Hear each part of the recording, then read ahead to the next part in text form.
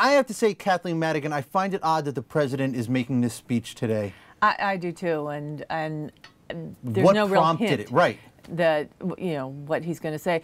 The biggest hope might be that they've come up to some fiscal agreement, either with the job, that construction spending plan that they have out there, maybe some kind of tax reform and extension of the Bush tax cuts or something. I mean, that would remove such a huge part of the uncertainty on this outlook for 2012 and 2013. So we can keep our fingers crossed. We can keep our fingers. Although I think you would imagine if they were going to announce some kind of deal that the Republican leadership would be there too. You're right. You're right. So, I mean, look. Last week we got the jobs report. That was a big bucket of cold water on everyone's hopes for the economy. That's so true. Where is the economy right now? Coming into 2012, I thought we would grow 2.5% this year. Now, I think it's more like 1.5%, and that technically is not a recession, but it's just not strong enough to give us much job growth. It's essentially stall speed, right? Yeah. I mean, it's slow enough that anything could just push it back into a recession. And that anything means Eurozone. Let's Eurozone, face it. Fiscal cliff. I mean, there are so many. China. There are so many things out there, and you can see all the big global economies slowing down at the same time. Yeah, we've definitely seen that already. Yeah. And when, of course, the Eurozone and the UK are already in a recession. And I really don't think that we're going to fall into a recession absent a huge shock. But you're right. The slower our speed is, the more vulnerable we are to even the smallest. Like, another, oil prices start rising again instead of falling. Something like that is not a black swan could definitely hurt us. I mean, are we at the point where, look, central bankers were out this week and they were pretty clear about the fact that they don't think that they can do everything. It's time for the politicians. Oh, yeah. Do you think that message is getting through to the I mean, the president's going to speak in a minute. We'll find out if the message is getting through. Do you think this message is getting through to the politicians that it is time to act? No. And unfortunately. No, I know. It's so bad, but I know. I agree with you. No. Right. No. Because President Obama is focused on getting reelected. For the GOP leaders, there's no upside for them to agree to any kind of economic plan because, of course, it bolsters Obama's chances of getting reelected. Which is pretty terrible. Let's not kid ourselves. I mean, playing politics with the economy, that's terrible. Yeah. That's bad leadership. Let's just be plain. No, I totally agree with you. And while I understand why they're both taking this strategy, it's bad for the country. I just want to say a few words about the President economy, speaking, so and then let's I will listen take some of your questions. Today we're fighting back from the deepest economic crisis since the Great Depression. After losing jobs for 25 months in a row, our businesses have now created jobs for 27 months in a row, 4.3 million new jobs in all. The fact is, job growth in this recovery has been stronger than in the one following the last recession a decade ago. But the hole we have to fill is much deeper, and the global aftershocks are much greater. And that's why we've got to keep on pressing with actions that further strengthen the economy.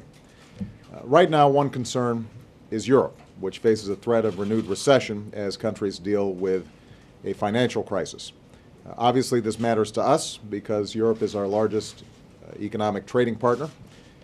If there's less demand for our products in places like Paris or Madrid, it could mean less businesses or less business for manufacturers in places like Pittsburgh or Milwaukee. Now, the good news is there is a path out of this challenge. These decisions are fundamentally in the hands of Europe's leaders, and fortunately they understand the seriousness of the situation and the urgent need to act. I've been in frequent contact with them over the past several weeks, and we know that there are specific steps they can take right now to prevent the situation there from getting worse. In the short term, they've got to stabilize their financial system, and part of that is taking clear action as soon as possible to inject capital into weak banks. Just as important, leaders can lay out a framework and a vision for a stronger Eurozone, including deeper collaboration on budgets and banking policy. Getting there is going to take some time, but showing the political commitment to share the benefits and responsibilities of an integrated Europe will be a strong step. With respect to Greece, which has important elections next weekend, we've said that it is in everybody's interest for Greece to remain in the Eurozone while respecting its commitments to reform. We recognize the sacrifices that the Greek people have made, and European leaders understand the need to provide support if the Greek people choose to remain in the Eurozone. But the Greek people also need to recognize that their hardships will likely be worse if they choose to exit from the Eurozone. Over the longer term, even as European countries with large debt burdens carry out necessary fiscal reforms, they've also got to promote economic growth and job creation. As some countries have discovered, it's a lot harder to rein in deficits and debt if your economy isn't growing. So it's a positive thing that the conversation has moved in that direction, and leaders like Angela Merkel and François Hollande are working to put in place a growth agenda alongside responsible fiscal plans. The bottom line is the solutions to these problems are hard, but there are solutions. The decisions required are tough, but Europe has the capacity to make them, and they have America's support. Their success is good for us, and the sooner that they act, and the more decisive and concrete their actions, the sooner people and markets will regain some confidence, and the cheaper the costs of cleanup will be down the road.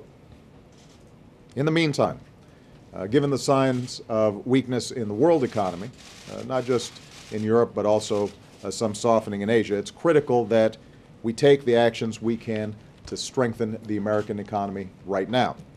Last September, I sent Congress a detailed jobs plan full of the kind of bipartisan ideas that would have put more Americans back to work. It had broad support from the American people. It was fully paid for. If Congress had passed it in full, we'd be on track to have 1 million more Americans working this year. The unemployment rate would be lower. Our economy would be stronger. Of course, Congress refused to pass this jobs plan in full.